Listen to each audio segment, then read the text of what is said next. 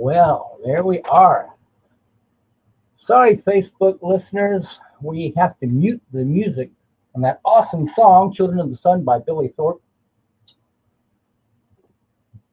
Otherwise, Facebook sends us nasty messages. But you guys listening on the radio get to hear it. So that is actually the name of the program. That's why I use that song. This is I want to thank you for joining the Children of the Sun radio show on AM 970, the soul of the Caribbean, here on WSTX. Beautiful St. Croix in the Virgin Islands of the United States. It is Friday, August 12th, 2025, approximately 12:40 p.m. Atlantic Standard Time. Thanks for joining the program. Well, actually, you haven't joined it. That makes it sound like it's in progress, but we just started. Well, actually, we haven't started yet because I'm explaining about how we're in progress, but we're starting now. So now you've joined the program at the beginning. You haven't missed a thing. So, what kind of show should we do today?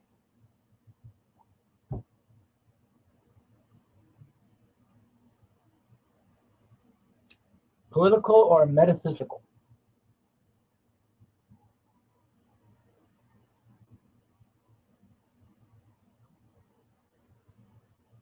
We could do like current affairs, political. Be a short show though. Genocide is wrong. Fascism is bad. A country of, by, and for the billionaires is destined for dystopian demise.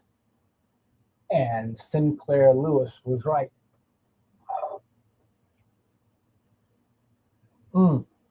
By the way, that's me.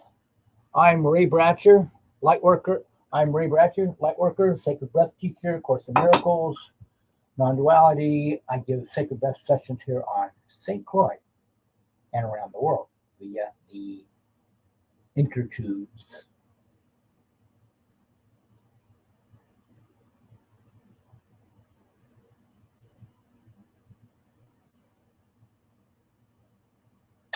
You also do something metaphysical, spiritual. Really,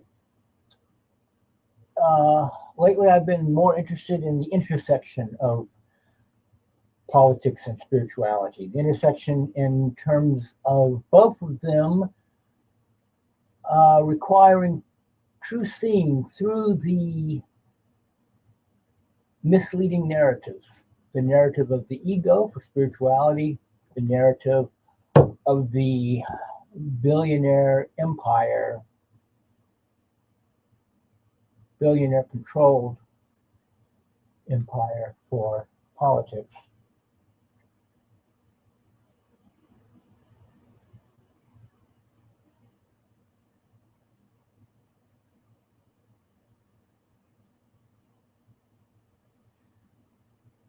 The ego tells you a story that you are separate from all that is, and you respond accordingly.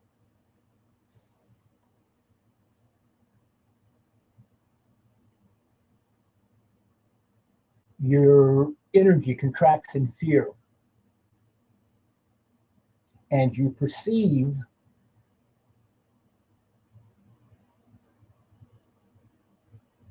yourself in separation and conflict. If you could see through that narrative to the oneness, the unity, the heart connectedness underneath it all that forms the substratum of all of that, you would be happier. You would be at peace.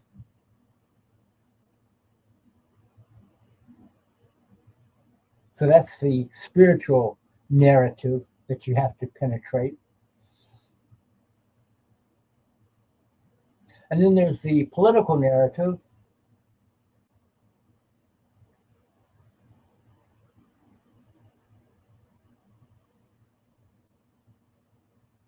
which takes a number of different forms.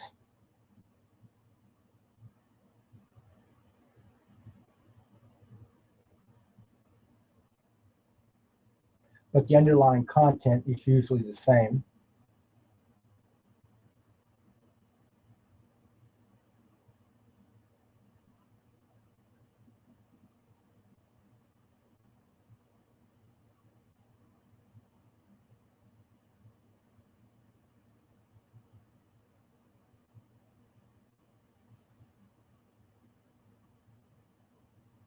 The political narrative is,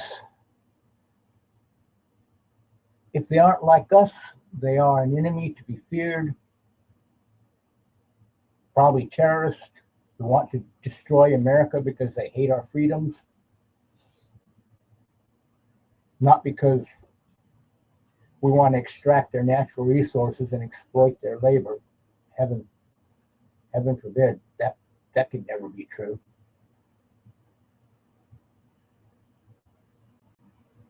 If you're struggling, it's because of those people over there.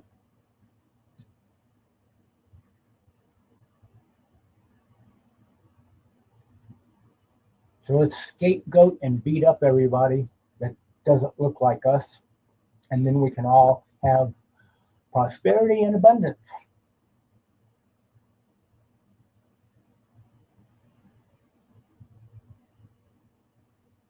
Neoliberal trickle down since 1976 under Ronald Reagan.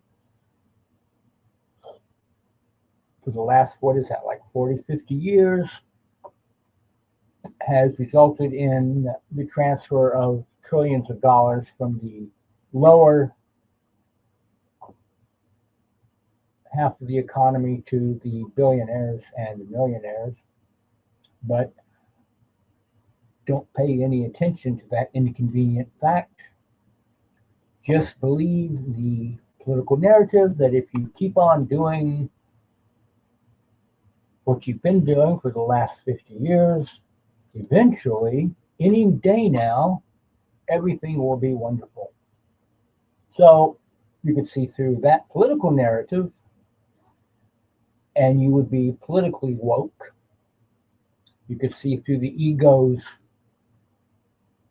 separation narrative and be spiritually woke. So in both cases, seeing through the narrative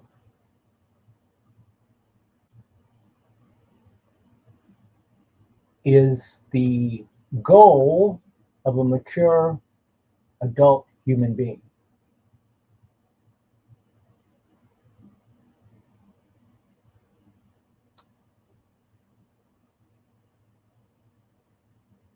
Questioning the narrative then is the first step. And that's what I will be inviting you to do on this program. Question the narrative. Begin to question the narrative. Just because somebody told you doesn't mean it's true. Just because you think it doesn't mean it's true. Just because you heard it all your life doesn't mean it's true. I mean, I like the United Kingdom recently declared a anti-genocide political group in England a terrorist organization. And they arrested 900 people, civilian citizens, under the Terrorism Act. And one wag made the quip, I used to think I knew what a terrorist looked like. I thought a terrorist was a maniacal looking person throwing bombs and killing scores of innocent people. But now I know that a terrorist is an old lady in a wheelchair holding up a cardboard sign with forbidden words written on it. the forbidden words. In other words, the woman in a wheelchair had a cardboard sign, wrote on it by hand with a magic marker, "I support Palestine." I forget what the name of the group is. Palestine 970. "I'm against genocide. I support Palestine action." So she was arrested as a terrorist. Old woman in a wheelchair holding up a cardboard sign. Used to be terrorists were crazy maniacal bomb throwers. Now there's old women in wheelchairs. Basically, it is anyone who promotes views that are not approved by the empire. Pretty soon we'll all be terrorists. You're going to have half the country arresting the other half.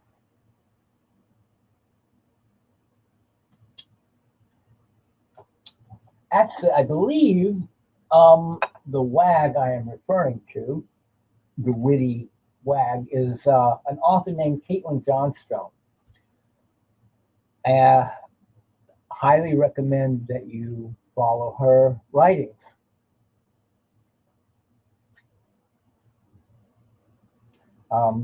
Caitlin Johnstone for all things genocide.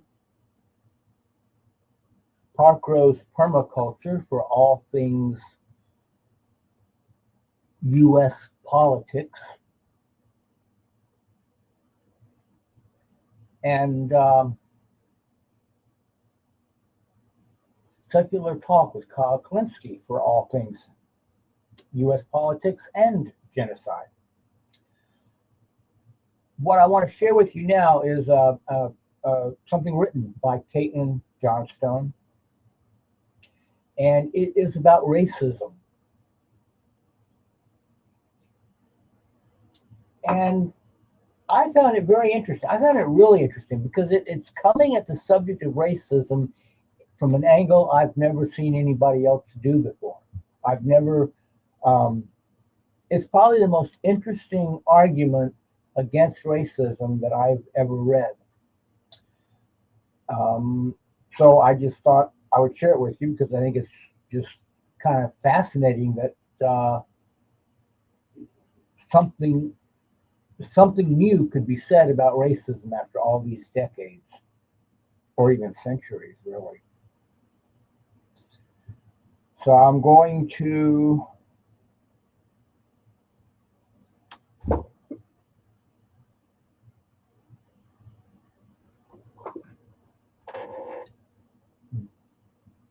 read it.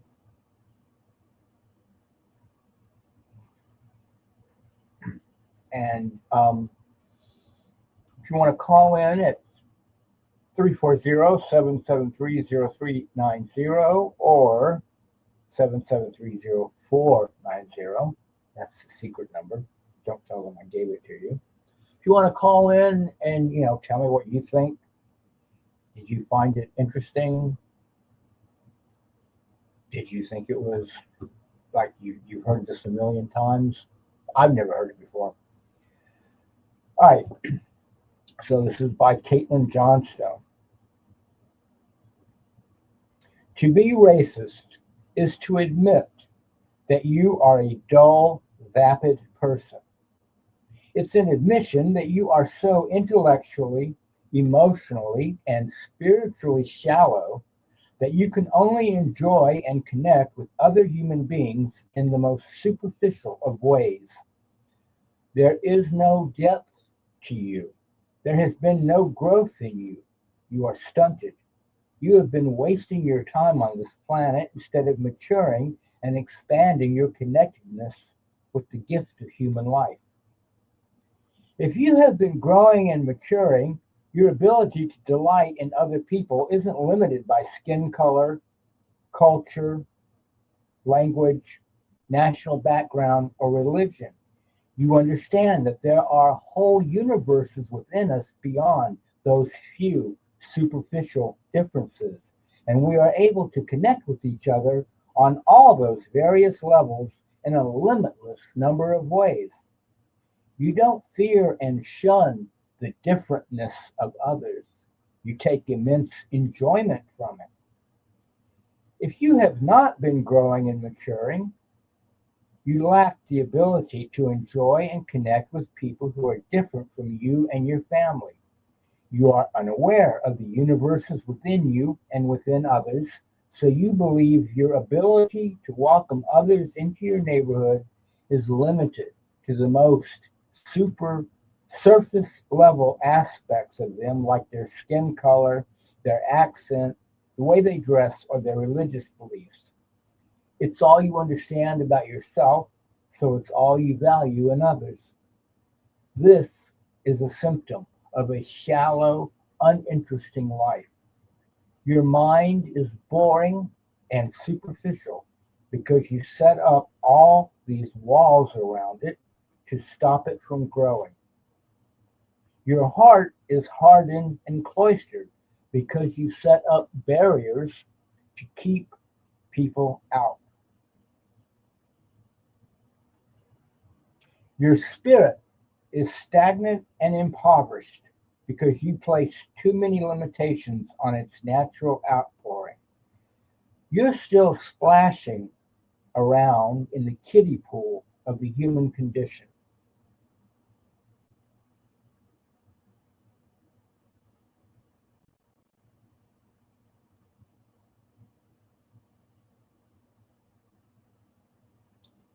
It's a waste of a human lifetime to live like this. Open yourself up, soften your heart, broaden your mind, make connections. Delight in the myriad manifestations with which humanity can show up.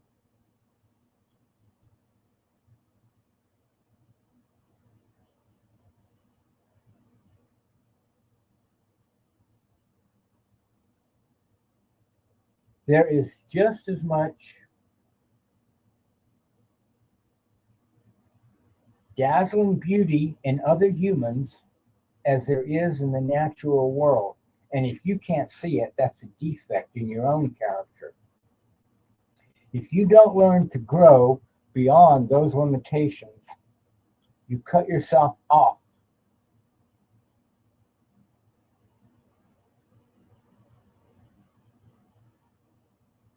from unfathomable depths of the human experience that you could instead be taking great joy in.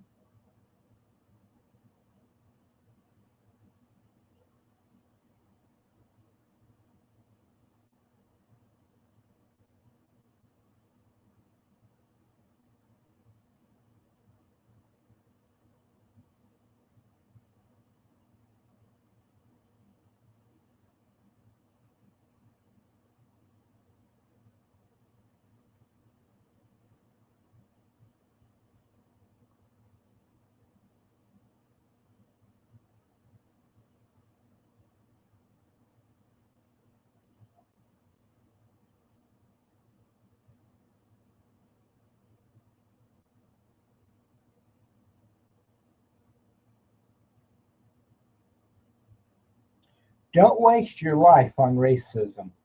Don't waste your life on Islamophobia, homophobia, transphobia, or any of the other crude ways we cut ourselves off from the connectivity and appreciation that we are all capable of. Deepen your roots and grow into a mature human being.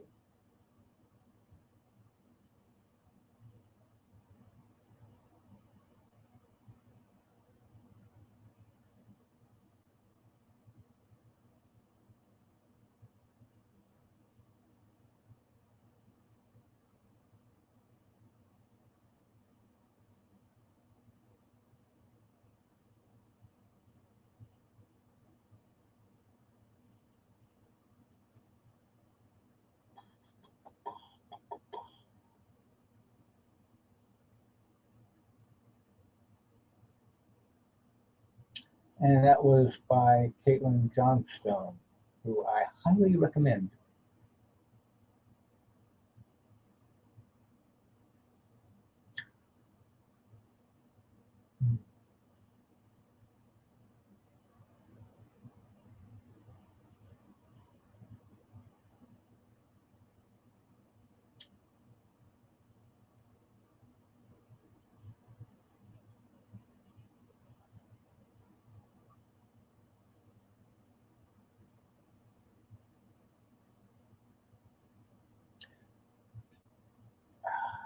Well,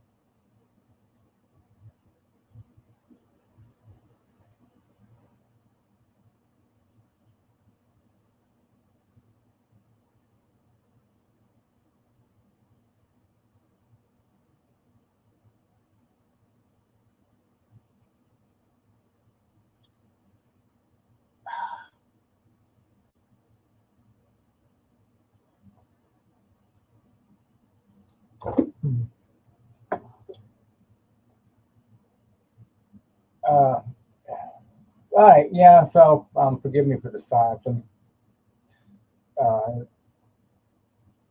trying to figure out how to make the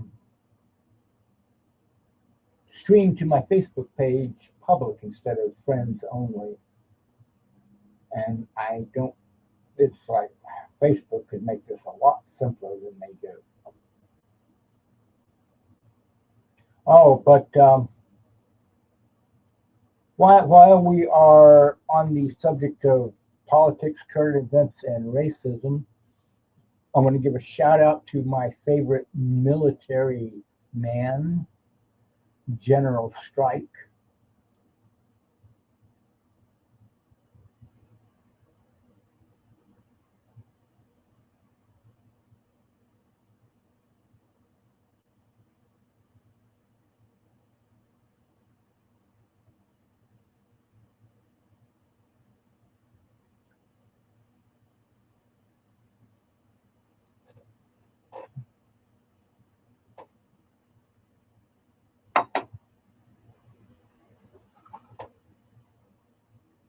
Ah,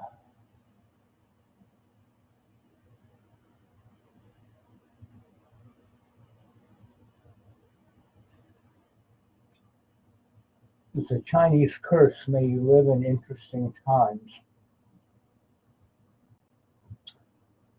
I would say that curse has come true for all of us. Wouldn't you?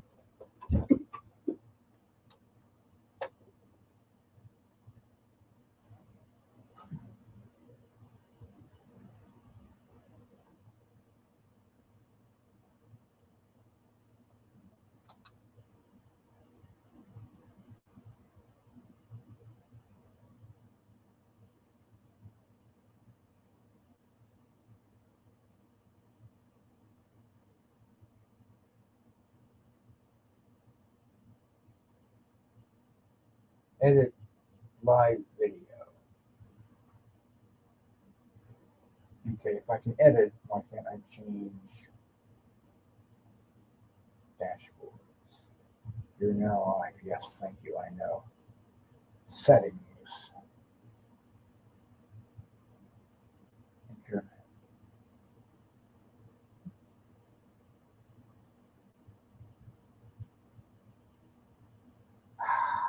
This is unreal.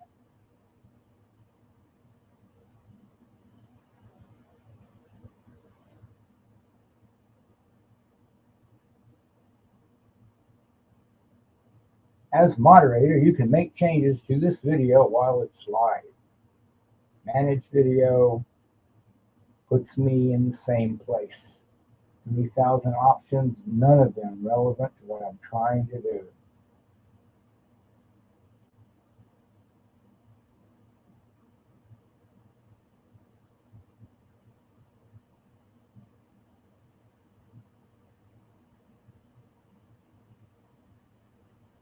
Edit post. Edit my video. Edit post.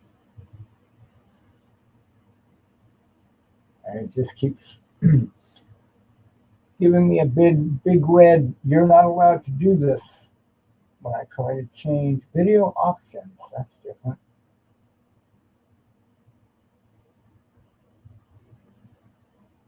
Change thumbnail, change video title.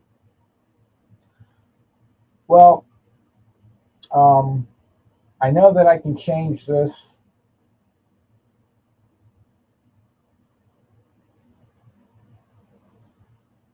Okay, so if you're, I guess that's a reason to become my friend on Facebook. Become my friend on Facebook and you can watch the program live on Facebook.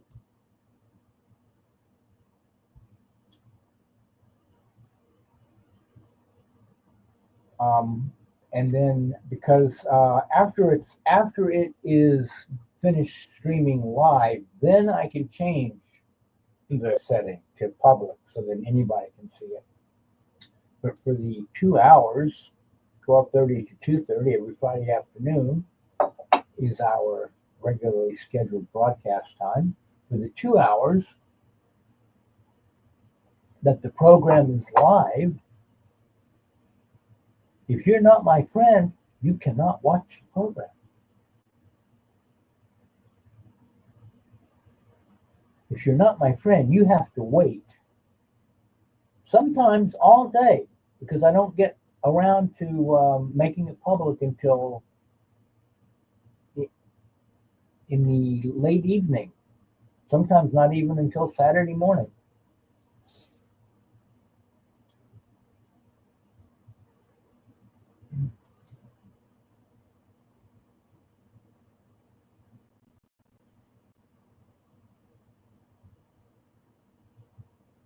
But the Chinese curse has definitely come true. We do live in interesting times. And I really don't know what to tell you about that. I really have no advice about that.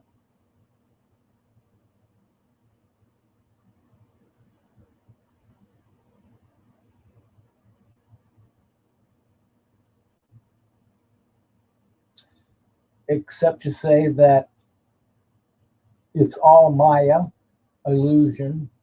It's not real.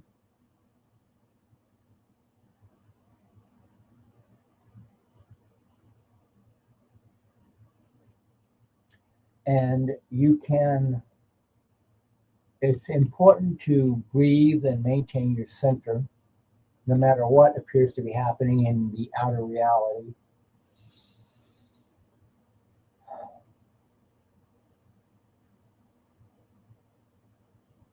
So that you can respond to provocations rather than react against them.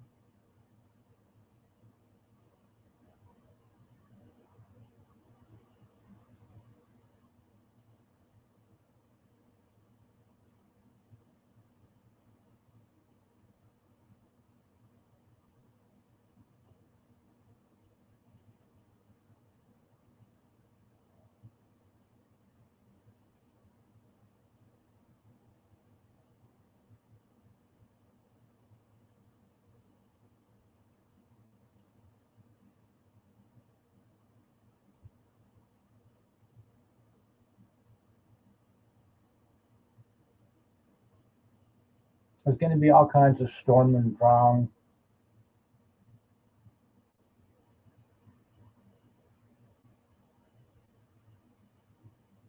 Misguided people doing misguided things.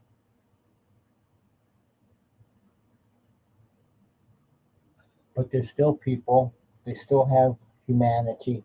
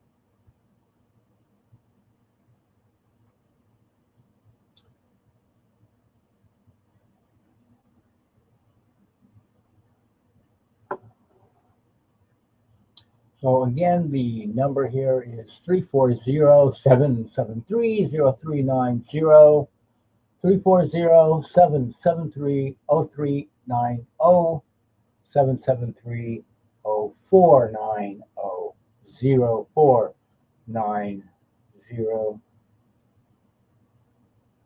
if you want to call.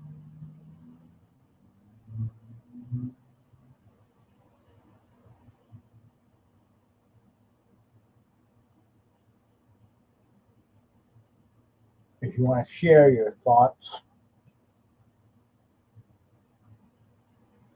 on the article on racism that I just read, or current events, or the proper spiritual approach to current events,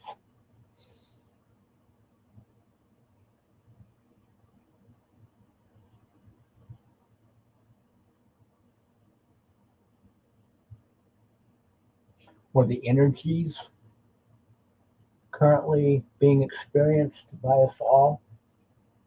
A lot of people getting triggered these days. The energy seems very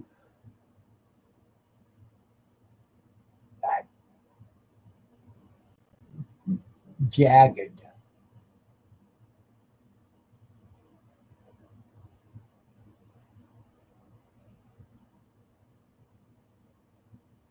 Not much in the way of compassionate understanding or giving others the benefit of the doubt.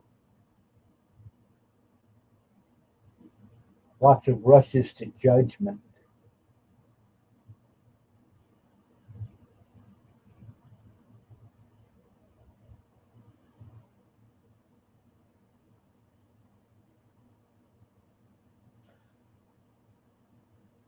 I don't think most of my well, this is a worldwide broadcast, but my primary audience is here on St. Croix, and I don't think most of them appreciate how serious and urgent our current situation is.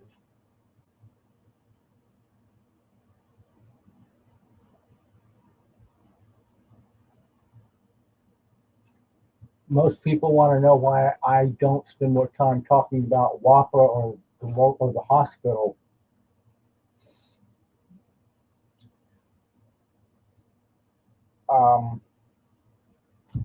We're on the verge of the extermination of all life on planet Earth, and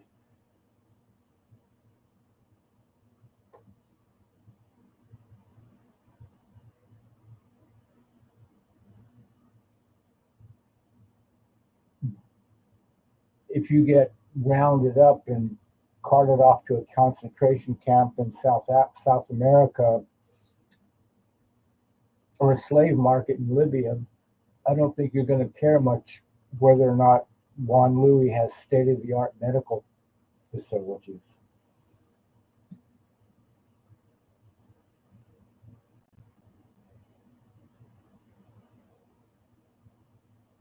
So, but at the same time as most people have don't really realize how urgent and serious our current situation is, at the same time, I don't think there's anything to worry about because I believe that enough of us will be creating a compassionate heart space for these events and these misguided human beings to shift the consciousness into the new paradigm and the new earth.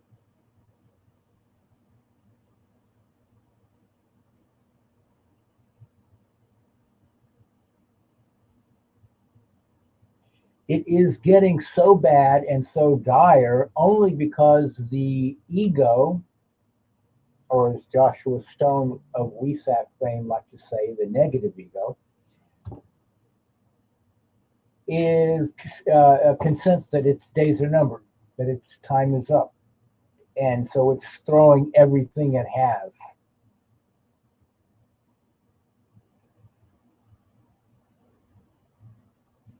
So it's as if the extreme nature of the crisis, the interesting times of the Chinese curse, the extreme nature of that is merely reflective of how on the ropes the ego is, how on the ropes the narrative of the ego and the empire is, how that narrative is falling apart because more and more people are seeing through those narratives and not believing them anymore.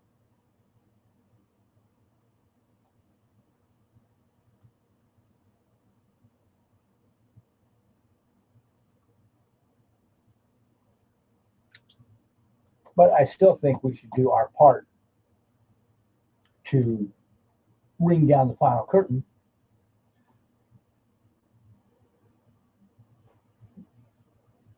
There's a famous military historian who writes about that. He's a General Strike.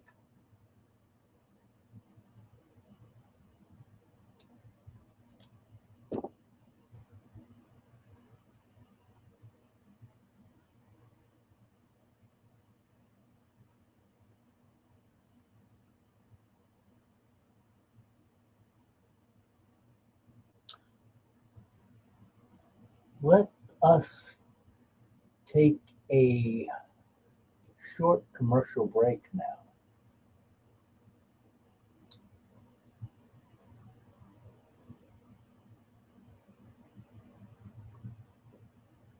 You're listening to Children of the Sun on WSTX AM 970, the soul of the Caribbean, on Friday, August 12th, 2025, 1:18 p.m. Atlantic Standard Time.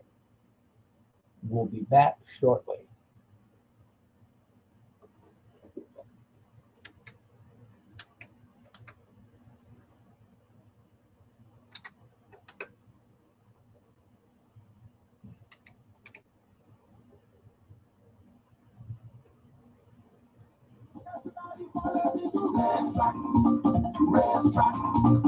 Feeling hungry, can't wait to feed. Don't worry, that we always do. Racetrack, gas station, and convenience store. Located on Main Street, right across from the Show Sept post office. With the lowest gas prices on the island.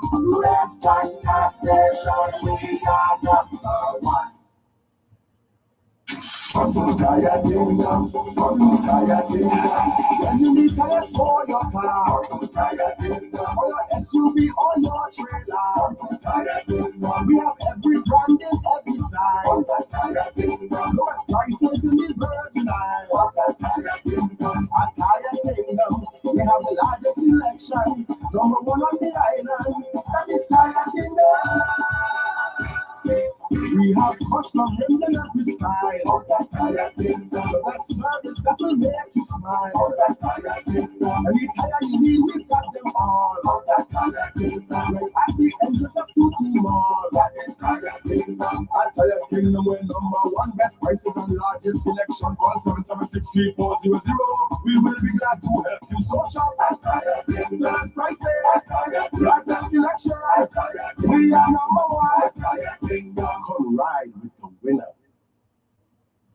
We now pause for this special announcement from Dr. Hubert White, a board-certified family practitioner and wound care specialist at Agape Wellness Center and Wound Care. Now that the children are back in school, drivers need to be more careful not to drink and drive or use cell phones while driving. Stop for school buses that are loading and unloading, keep firearms away from children, and pay full attention to all traffic lights. Located across from Central High School and the former Midland Restaurant, call at 340-778-1932 for more information. Keeping our children and community safe is one of the highest obligations at Agape Wellness Center and Wound Care, where we put the care back in healthcare. AM 970, WSTX, Christiansted, Fredericksted, and the Virgin Islands. iTown in Paradise. It's your choice for iTown in Paradise. And fish, chicken, steak, and lamb. It's a great place to eat. With our menu that includes something for everyone, including vegetarian, vegan, and gluten-free options, you'll find our scrumptious assortment both healthy and unique. It's a great place to eat. From our fried cauliflower and barbecue tofu to our pan-seared lamb chops and grilled fish, everyone will find something to enjoy. It's a great place to eat. We also carry a selection of natural juices to pair with your food. Open 12 to 9 Monday through Saturday and 12 to 5 on Sundays at 2220 Queen Cross Street in Christiansted. For orders and daily specials, call us at 340-713-4825. iTown Paradise. It's a great place to eat. AM 970 WSTX.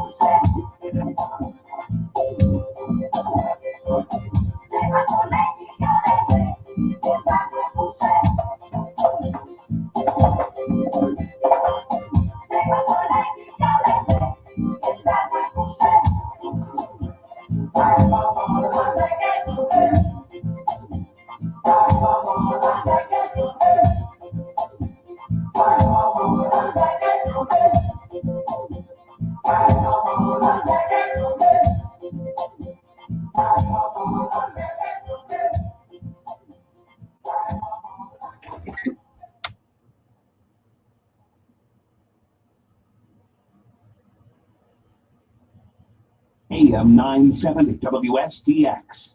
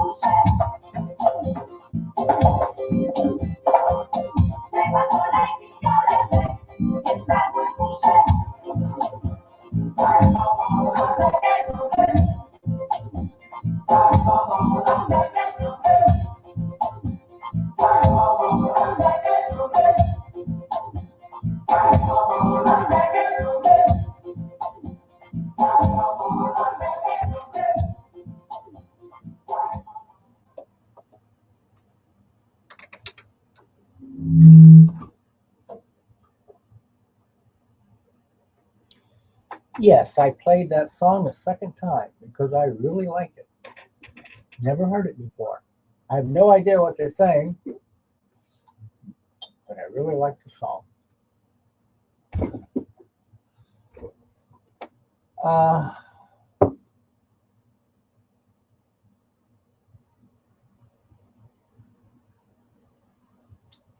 let's talk about the autonomous lifestyle. There are people running about in this world who apparently do not eat, do not drink, do not sleep, and as far as possible, do not use money. They apparently run a lot, though. So they don't eat any food, they don't drink any liquids, not even water, and they don't sleep. And apparently, what they are saying is that eating and drinking and sleeping deprive you of energy, take energy away from you. And if you don't do those things, you will have more energy. So much energy that sometimes, in order to not be, I guess, bouncing off the ceiling from having so much energy, they spend all night running, like jogging or running. So, I'd like to share a video with you of an interview with a couple of these autonomous lifestyle individuals. They're Russian, but I'm sharing this particular one because it's a really good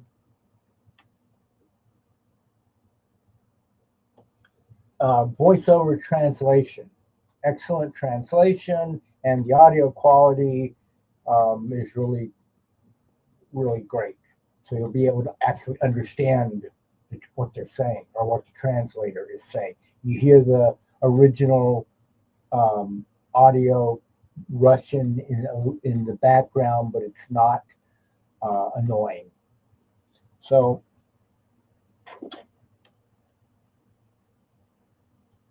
this is from the YouTube channel Fruitarian Paradise.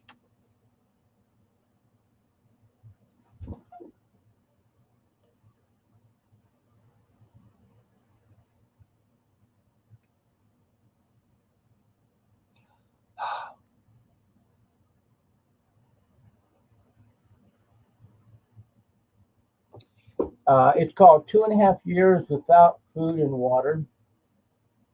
This is part one. It's 3 parts. This is part one. Part two is also available on that YouTube channel.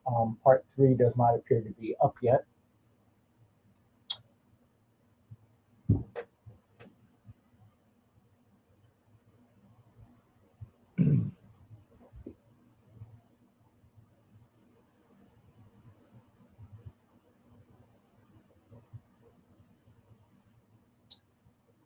There's a warning, disclaimer, the standard sort of thing that you would expect to see.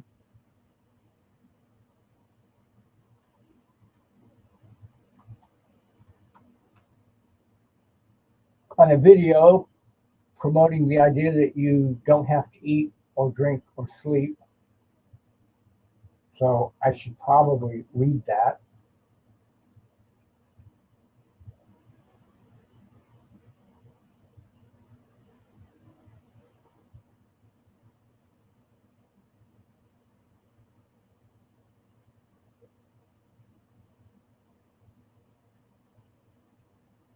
So it says, warning, this channel shares content solely for general awareness. The materials are not intended for diagnostic or therapeutic purposes and should not be considered as guidance for action. Any use of the information from this channel is at the viewers or listeners' own risk. The channel author is not responsible for any consequences that may arise from using the provided information. Information.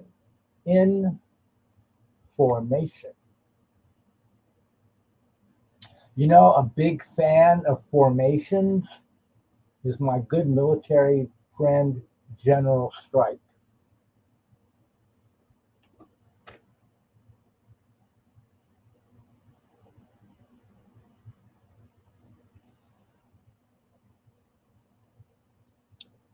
All right, without further ado, I'm going to try to get this video streaming live over the air and over Facebook.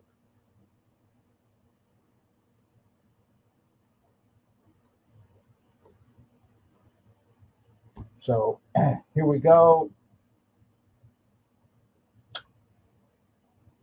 with the video.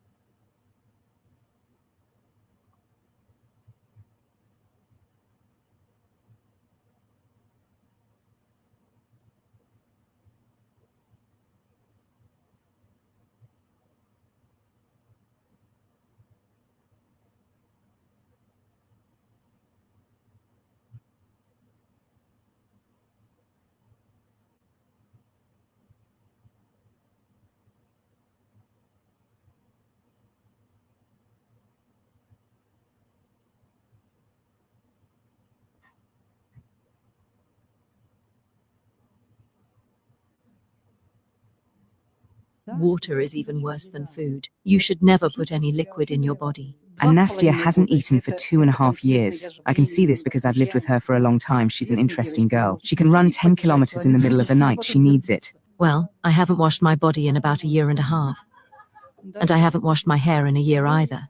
Marina and I haven't had a drink for a long time. She, like, 1 year, I, 2.5 or 3 years, I don't remember exactly. And what about the idea that we should cleanse our cells, that we have to drink lots of liquids, that we're 90% water, just like a cucumber? My mom says, if you're 90% water, then why add more? Sleep and food take everything from you. They turn you into a beggar.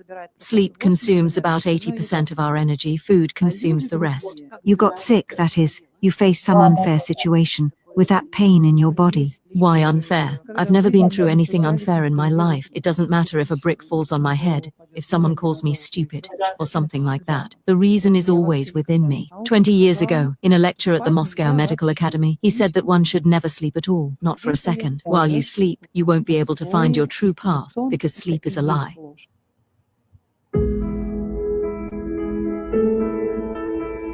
Yesterday's magic is tomorrow's reality. Nastya, could you briefly tell us how you became autonomous? Marina and I probably followed a similar path. I also got to this point because of an illness. At 32, I was diagnosed with an incurable disease, rheumatoid arthritis. I was that kind of person, you know, stubborn, hard-working, eager to achieve things, to expand myself, to reach my full potential. And all of that came crashing down. Of course, I couldn't follow the usual path, because conventional medicine only offered me painkillers, which block the immune system from attacking the joints. And they seemed to help, but in reality, they only relieved the symptoms. They didn't solve my problem at all. You know what modern medicine does, and modern psychology too, which practically doesn't exist today, because they simply anesthetize us. They tell us that pain is bad, that we must fight it, both physical and mental. In other words, we must not allow pain. We must eliminate it. So we're all sort of under hypnosis, reassured, everything's fine. Everything will be fine. This is a kind of brainwashing. All the things we're doing now are ordinary and simple. I don't want to consider myself a teacher. The very word bothers me. I don't see the point. I'm a researcher, a scientist, but an unconventional one.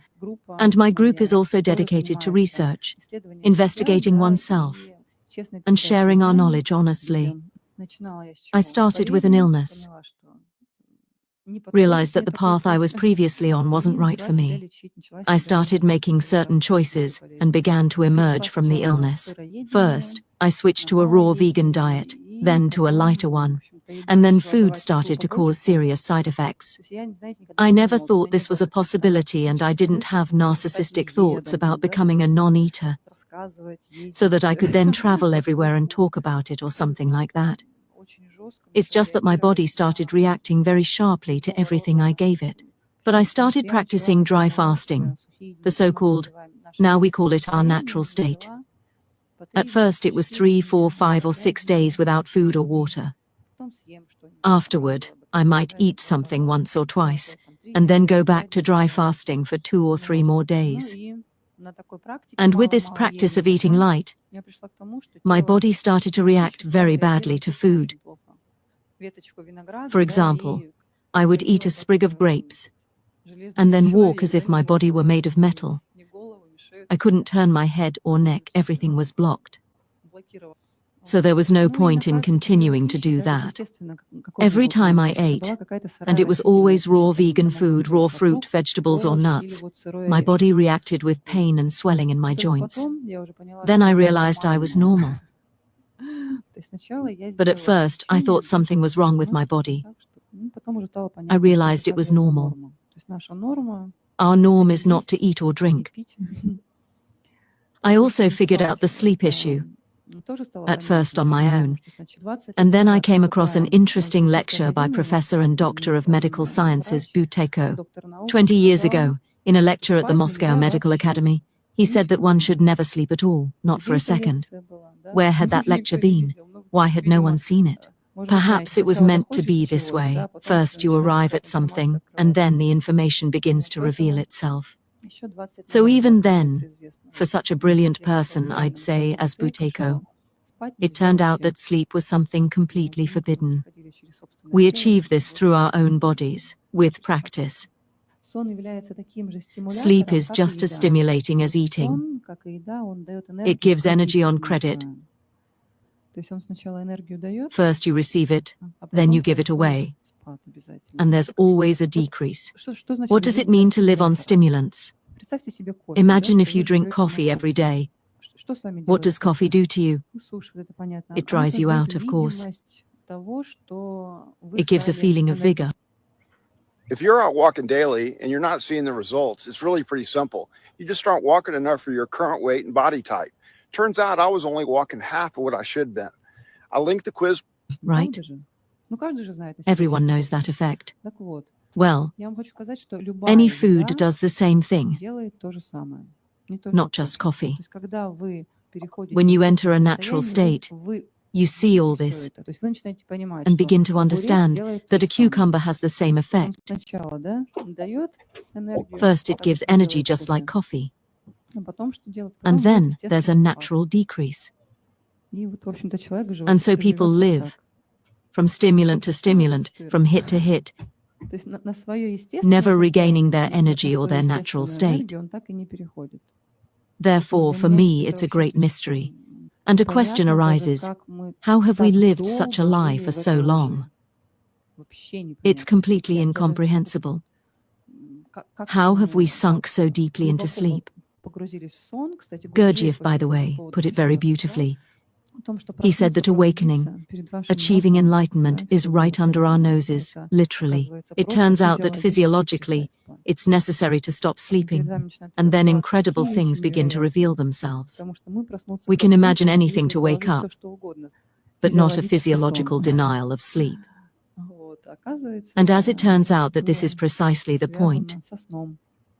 By refusing to sleep, we begin to gain control. With food, it's clear. You relapse, you feel bad, and you understand that it's better not to eat. But what about water? What if you want to drink or feel thirsty? You no longer feel the need to drink.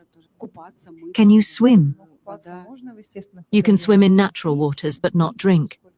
Marina and I haven't had a drink for a long time. She, like, a year. I, 2.5 or 3 years, I don't remember exactly. Water is even worse than food. You should never put any liquid in your body. And what about the idea that we should cleanse our cells, that we have to drink lots of liquids, that we're 90% water, just like a cucumber? My mom says, if you're 90% water, then why add more? Guys, we have so much information to share. I don't even know where to start. We would keep breaking down all these beliefs again and again. Sleep is an interesting topic. Today I slept until 1 a.m. and I feel terrible, because whenever I sleep even a little, I end up feeling terrible. Sleep is closely related to selfishness, to the false ego, like food. I think we can find common ground. This residual desire to withdraw into oneself, so to speak, to take care of oneself, still has its tentacles in me, and now I'm actively working on it. Sometimes, very rarely, I have periods of sleepiness, which of course affect my appearance and well-being. That's why I try not to sleep at all. I replace sleep with running. I run barefoot. You can see how my feet are. Forgive me, because I started running recently, also barefoot. Our Slava Timoshenko runs 30 kilometers barefoot every day. I've also adopted this practice. It's great and I recommend it.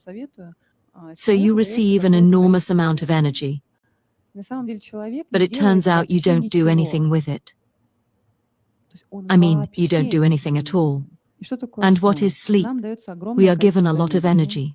We don't use it.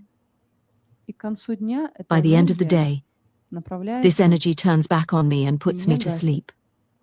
That's suicide. That's what an autoimmune disease is like my polyarthritis. It's self-destruction. I don't tap into my potential at all. And the force is directed toward my own body.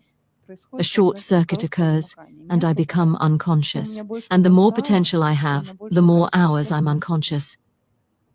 Do you have $100? Because I'm looking for 2,000 believers who are willing to trade $100 for a house in Jannah. Will you be one of them? This is your brother Abdurrahim McCarthy, and alhamdulillah. That's why I say we must also serve others, even at night. Sleep is replaced by service, inspiration, words directed toward others, and physical activity. Running is very energizing. How did you understand that you would receive energy without eating or sleeping? And how is it that you don't run out of strength? After all, it's believed that energy comes from food, water, air, sleep, and good feelings. First, I understood that others can't vampirize.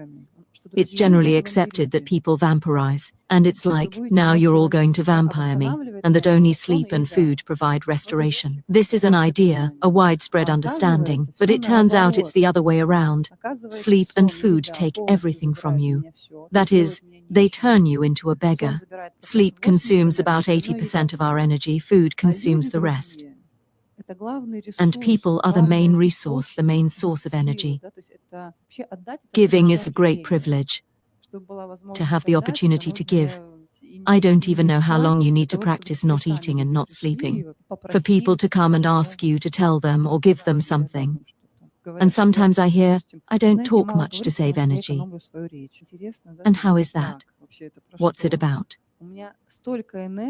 I have so much energy that what I do is ask people to take it from me, to vampirize me, the entire audience, the entire room. I want to give more and more energy until I have nothing left, so as not to fall into autoeroticism, as we call it. Autoeroticism is sleeping and eating. So what is this autoeroticism? It's eros, the energy that should be expanded toward society but directed toward oneself.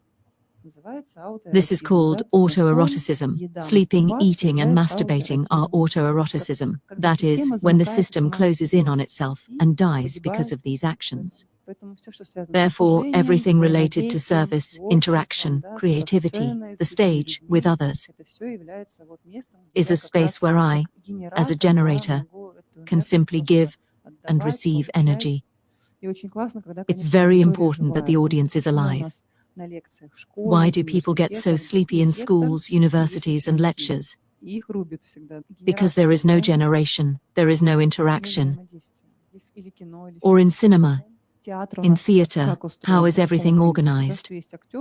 There are actors on stage, and there is a passive audience. The audience in the hall falls asleep, longing for dinner to somehow cheer themselves up. People cheer themselves up with false stimulants, food and sleep. There's a lie and a truth. Food and sleep are false stimulants. And we're focusing on learning to live with true stimulants. And the true stimulus is love. The true incentive to live is love and connecting with others. You got sick, that is, you faced some unfair situation, with that pain in your body. Why unfair? I've never been through anything unfair in my life. Everything that happens to me is my own fault. So you were born with this understanding. After all, others around you think differently. They believe there's a reason, that there's someone to blame, someone else, not me. I learned this in my 20s. When I began seriously studying Western astrology, I studied psychology. I'm a medical psychologist. I started teaching and consulting. This is by no means predictive, but rather analytical astrology, which was also studied by Jung, Freud, and Lacan. And I understood then that the reason for everything that happens to me lies only within me. It doesn't matter if a brick falls on my head, if someone calls me stupid, or something like that. The reason is always within me. That's why I never blame anyone or take offense. I would say that autonomy has undoubtedly reinforced all of this understanding, and has given me more responsibility for everything that happens. I mean, I know, for example, that if a plane crashes somewhere in the world, it's my fault. But not from a place of guilt and passivity, but from listening, feeling, and correcting the pain. I mean, empathy and correction. Love, relationships.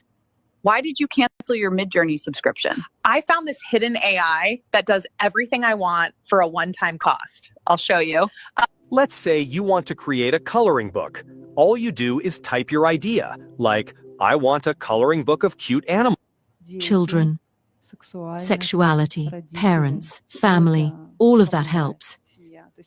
I mean, this isn't the path of a loner, this isn't the path of isolation, it isn't the path of self-isolation as many gurus teach us. This paranoid virus thing, the same thing we talked about, someone's to blame.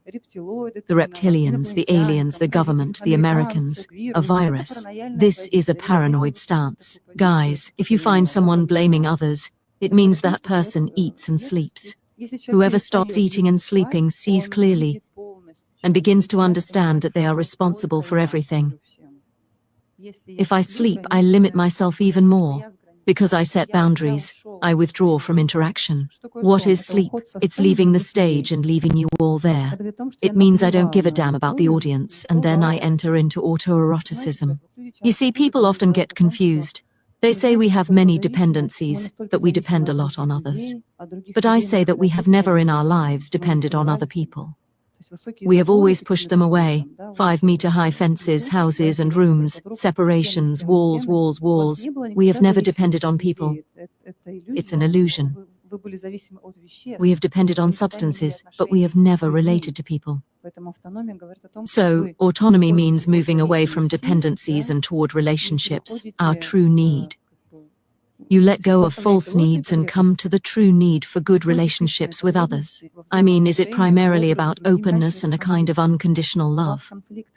And when do the conflicts end? You're going to have conflicts as long as you keep eating and sleeping. It will always be that way, you can check it out. I don't expect you to believe me. But as long as you keep eating, you're going to keep feeding the false ego, and you're always going to be in conflict. 20 minutes of sleep and a fight already arises. You move forward on the road, and with just 15 minutes of sleep you already attract conflict. You walk down the street and dogs bark at you. Because when you don't sleep at all, animals start following you in packs, dogs, cats, fish in the sea that swim toward you. I could tell you many stories. The fish swim right into your hands, and you can catch them. Sexuality is a very important topic in general, because we devour it. In psychoanalysis, sexual energy is called libido, the energy of life, in the Slavic Vedas, vital, in India, ojas, chi, kundalini. This energy is our main driving force, the energy of desire and manifestation. Food and sleep eliminate it. You stop desiring. Food makes a person lose desire, because both sexuality and its sublimation into creativity or children depend on it. Autonomy generally implies having many children, because we believe that children are a product of our creativity. I deeply apologize, but the modern individual has sex with food, literally speaking, fills their stomach, becomes pregnant with that food, and then gives birth to the product of their creativity. And a product of modern human creativity, you know what that is? That's how it is. You said, don't sleep or eat for a while, and you'll see that you no longer have conflicts. But how do you achieve that? If I don't eat or drink for a day, I'll die of weakness. I simply can't. Of course, because your body stops receiving its stimulants, it had become accustomed to certain stimulations. It's an internal restructuring. First, you have to eliminate sleep. If you don't eat or drink, but you do sleep, you'll feel bad, because sleep is the main stimulant. The main task is to eliminate sleep. The first thing is not to lie on your back, because you activate the helplessness program. It's like the insect that stays on its back and no longer controls its situation. This is the most helpless position. In maternity wards, women are placed in this position to give birth, completely dependent. They no longer control anything. If we talk about autonomy, management skills, strength and control, what does this position lying on your back mean? That they can do whatever they want to you. In hospitals, they also place you on your back. It's the corpse position. Why is it bad to lie down? As Buteyko said, sleeping is dangerous because breathing becomes deeper. And you'll notice this in your practices. When you sleep, you start breathing deeply, and breathing is the most difficult process, even more so than drinking. So your next goal is to practice not breathing or breathing too little. The first thing that makes breathing difficult is sleep. I believe that one should not practice any breathing exercises because sleep naturally deepens breathing. It is the biggest stimulator in the world, and everyone sleeps. Food does the same thing.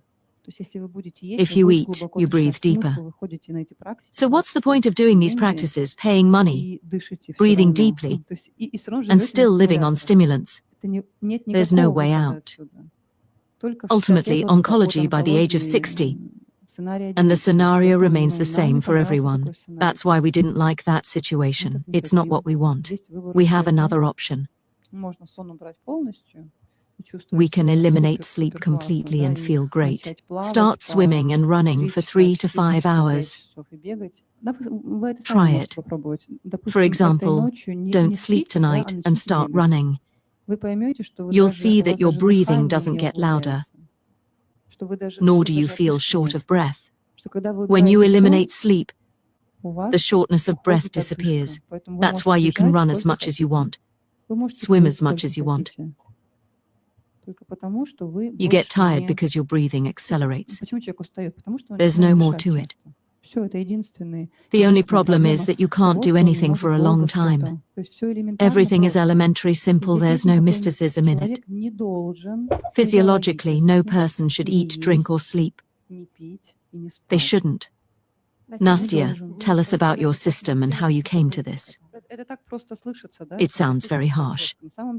In fact, I insist it's the norm for any modern inhabitant of our planet. But if you understand that this is true, how do we start? By replacing sleep with physical activity, understanding that sleep is the body's response to dissatisfaction, to laziness.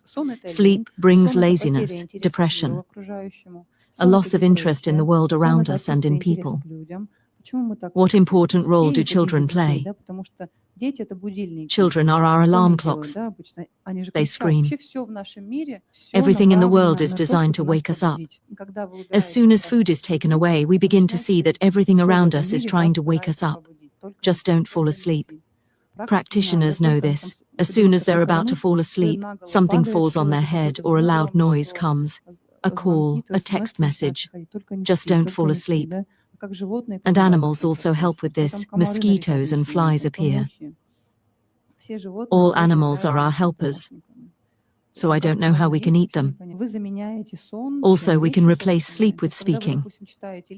If you give a talk, for example, you go into speaking mode. And so you can stay awake as long as you want.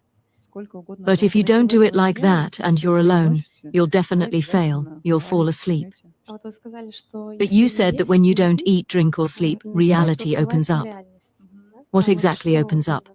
Can you tell us? Look, guys, there's a lot of talk about extrasensory powers, flying, and other things. Just being able to distinguish lies from truth so clearly is a huge thing. I mean, everyone thinks this is something alien to us. But it's very simple. You become very honest with yourself and with those around you, without masks. I mean, you don't fit in. In general, everything you draw, everything you write, begins to come true. That is, your true scenario begins to become a reality in life. Not a false scenario, but a true one. Because a dream is a lie, a mistake. When you stop sleeping, your true scenario, your true destiny appears. In other words, you begin to build your truth. While you sleep, you won't be able to find your true path. I'm convinced of that, because sleep is a lie. And you can't talk about self-understanding or any purpose if you live a lie. So only children and animals sleep, right? And when children grow up, they start giving, and they also need less and less sleep and less food. And children shouldn't sleep at all either. Thanks for the question. But how can they give if they're still little and can't even walk? It doesn't matter. Children shouldn't sleep. Many children don't sleep. It's an inconvenience for parents. They sent me a video from the United States about babies who don't sleep. It's a huge inconvenience for parents. They inject them with tranquilizers to make them sleep. Because it suits them. And that's how it's done everywhere. But what about animals? Don't they also sleep? They just fall asleep, right? For a horse to lie down, only a sick horse would lie down, right? Horses don't even lie down. And, you know, the whole world around us is our projection. Animals eat because we eat. Animals stop eating when people stop eating. I mean, the animals of non-eaters don't eat. And the children stop eating or eat very little. Their diet becomes very light. For example, half a pear every few days. Children shouldn't be fed either. There's no breastfeeding, they can't be breastfed. They vomit after milk. In other words, regurgitation is vomit, nothing more than vomit. And since their body is still clean, they immediately vomit and regurgitate. In other words, everything comes out everywhere. Then they're placed face up, and they start screaming even louder because of that corpse-like position. Are there many who don't eat? Yes, it's a very large community. People from all over the world, the US, Israel, Italy, Spain, so many countries. You said you have that kind of school. No, there's no school. It's not really my thing. I mean, teacher, school, I'm kind of moving away from those ideas. How many of you are like that? I don't even know, I think several thousand. But each one follows a different path. Some, for example, eat once a week, like Marina, others less often, others more often. Some follow a light diet. I mean, I can't say who is completely autonomous. Slava Timoshenko, my friend, who also swims autonomously, swam across Lake Baikal. He broke a world record, swimming for a day and covering 56 kilometers autonomously. All this data is on the internet. It's all very simple for me, guys. I'll tell you a little about why I came. Because Nastya has 2 college degrees. I'm an ordinary person, you know, like a Siberian felt boot. I was packing tomatoes and cucumbers, huge rows of them, in overshoes and an old t-shirt. I weighed 110 kilos, and on top of that, I had a third-degree disability and an oncological condition. And I had radiation therapy, chemotherapy, and so on. According to statistics, life expectancy is 10 years. I exceeded those 10 years, and then they told me, well, you'll last one more year. Because they burned everything. They burned my esophagus, my valves, etc. I did my calculations, I always joke about this, and saw that dying is expensive. The coffins are expensive. So I decided to live anyway. The issue of autonomy isn't the same as not eating. Your character changes, you become a completely different person.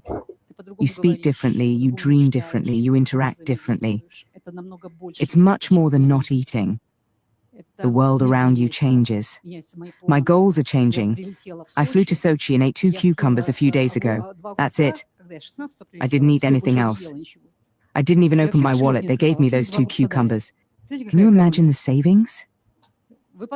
Calculate how much you spend on food, and you'll be amazed at the amount of equipment and expenses. You need a 5-meter kitchen, a bunch of gadgets to make smoothies, and so on. Now you don't need any of that anymore. It's a completely different world. I tried all kinds of methods before. I lived in a community in Vissarionovskoye. My husband was a blacksmith, and his greatest satisfaction was filling the cellar so he could go in and spend 2 hours looking at all the potatoes we'd harvested. That was his happiness. He lives this way, and it's wonderful. I love him very much. One day I went to help him and prepared 10 liters of poison, rhubarb and jam, which he loves. I left because that's his idea of happiness, and I accept it. I can't convince him, even though he sees me. Nastya and I met a year and 4 months ago. She came to Petropavlovka, where I lived, in the Krasnoyarsk region. We're both from Krasnoyarsk. She came to give a lecture. When my friend arrived, I said, let's listen to her. She's a crazy girl. She doesn't eat, drink, or even sleep. Let's see what she says. After that, I became autonomous right away, on the second day. Listen to what she says. Now she doesn't say much. Listen to her lectures. I was instantly hooked. I always show this photo of how I looked a year and a half ago. This is me. It's impressive because I'm a completely different person now. I weighed 110 kilos. I love this photo because Nastya is by my side. I approached her and said, let me smell you. What do you smell like? Because when you stop eating, you usually smell bad. And she smells perfect. Suddenly, I did the math and figured out that in my life I'd eaten about 17 tons of food. Calculate how much you eat, roughly, and multiply it by your age. You eat and drink about 2 kilograms a day. Imagine ingesting 17 tons in your lifetime. That's the amount of vitamins we consume. We're completely over-vitaminized. I'm only 57 years old. I was a skier, and in the end I couldn't even get near a mountain. I was afraid. And now you know what I think about. The 10-kilometer black run in Switzerland. Riding it. I'm not afraid anymore. This year, after living in Vietnam for 3 months, I suddenly decided to learn windsurfing. I hoisted the sail and took off, and I never fell. In other words, a different feeling about life. I'm 57, but I live like I'm 30. And I'm rewriting my past. That is, what seemed wrong to me. And I'm rewriting it with joy. Before, I felt like men had disappointed me. I had 2 husbands. I lived 21 years with my first husband and 6 years with the second in the Vissarionovsky community. It's a sect, sectarianism. We all ran and extended our hands to the teacher. If you know what the City of the Sun is or have heard of it, there are wonderful people there. It's extraordinary. The entire elite of St. Petersburg and Moscow is gathered there. They sold their apartments and came to build the Sun community. And what the teacher says is great, but it doesn't work. Autonomy does work, and you don't need to pray. And tell me, how do you deal with fear? What do you encounter first? Because I want to transition to autonomy and I understand that, but... I was incredibly motivated, and I had no other choice. That's why I'm here now. So on the second day, all your fears disappeared? I asked Nastya on the phone, what am I going to do with this autonomy? She told me, you will become free. And that word caught me, stuck in my head, and I was freed. I came to Sochi for the 3rd time, with my pension of 10,000 rubles, which is about 110 euros. I'm waving to Putin. I managed to come for the third time. Now I've been invited to Moscow because I discovered I can work on the spine. This year I got a profession. I took the exams with 30-year-olds who do yoga, and I survived. You become very resilient. You run on the track at the gym. You don't run very far, just 6 kilometers, but you're already running for 2.5 hours, and you're not short of breath or having breathing problems. And Nastya hasn't eaten for 2.5 years. I can see this because I've lived with her for a long time. She's an interesting girl. She can run 10 kilometers in the middle of the night. She needs it. I mean, life changes you. You need to either communicate or move. I'm talking to you, and my mouth is full of saliva. I'm almost choking, as if I've eaten my fill. I don't know where that comes from. I'm not a doctor. I have a favorite saying, God save me from the doctors, and I can deal with the rest of my enemies on my own. Sorry if there are doctors here. I'm not talking about those doctors, like the one in the Vissarian community, who can put your liver back together with their bare hands. She's my teacher. And in my autonomy, I suddenly discovered that I could feel my vertebrae, and that I could feel people through my skin, and I love people. Today I haven't eaten or drunk for 4 days, and I love you all so much, because I don't see anything wrong with you. I accept you as you are. I accept myself as I am. I don't care at all how you react to me, because I am good and I take care of myself, and then you are good too. You have the right to be who you are, and if you eat meat, then by all means. I don't judge you. I'm just telling you, sharing my experience, that you don't have to eat. And this world is changing. That's what I want to tell you. I especially love oncology patients. I always give them my phone number. I know how they feel, I know what they see. Their environment directs them to the cemetery. What are radiotherapy and chemotherapy? It's the cemetery. And what is autonomy? It's life. My skin has changed, my eyes. I was born blind. I've had 7 operations, starting with Fedorov's cleft. And now, on my 4th day without food and water, I see well. But if I eat, my vision worsens. Marina, tell me, what's life like in the cities? It's difficult, isn't it? Everything there is contaminated. Civilization. Nastya explains it very well. Well, I haven't washed my body in about 1.5 years. So you just swim, right? And I haven't washed my hair in a year either. I call my friend and say, let me clean your kitchen, because I don't sleep. First I cleaned everything, then the creative process began. I always wanted to do patchwork. I started painting because my eyes started seeing. You start creating wonderful things. I started learning English. Honestly, I'm not very good at it. I'm always working on something, and beautiful things come out. Or suddenly I put on some music and start dancing. I danced when I was 30. At 57, I don't anymore. I would sit and fall asleep sitting up. Chemotherapy destroyed me. I took baking soda because the heartburn was terrible. I knew I was dying, and calmly, without telling anyone, I smiled. They told me everything would be okay, and I pray to God. Every day I kneel down. And now I feel so light. What if I told you that learning AI can give you a career freedom?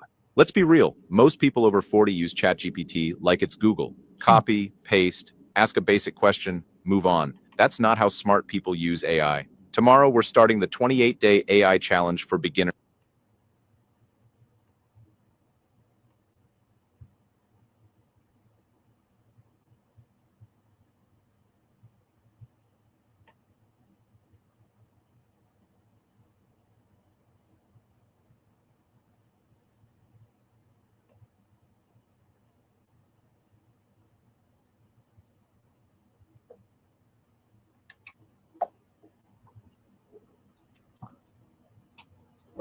Okay, so that is it. That is the video on the autonomous lifestyle. People who do not eat, do not drink, do not sleep, and avoid the use of money as much as possible.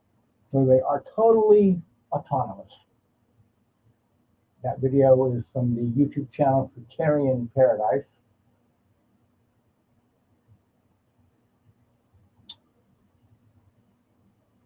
That's going to be it for the program today. I'm Ray Bratcher. Thank you for listening. Thank you for joining us here on Children of the Sun, positive energy from a fifth dimensional metaphysical point of view. You guys have a great weekend. Love you all. Hang in there.